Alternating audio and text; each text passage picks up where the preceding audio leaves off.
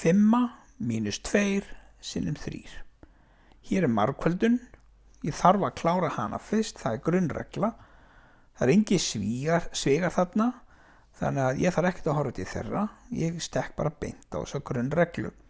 Ég verð að margfalda þennan mínus tvist við þennan þrist fyrst. Mínustala sinnum plústala þýðir að útkoman úr þessari margföldun verður mínus.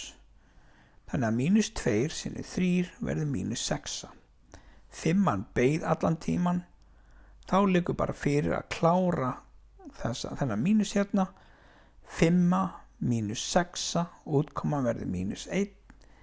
Með öðrum orðum, ef ég horfi hérna á talnalínunni þá byrja ég í 5 og ég á að fara til vinstri 6 sæti. 1, 2, 3, 4, 5, 6. Ég er komin í mínus 1 sem loka svar.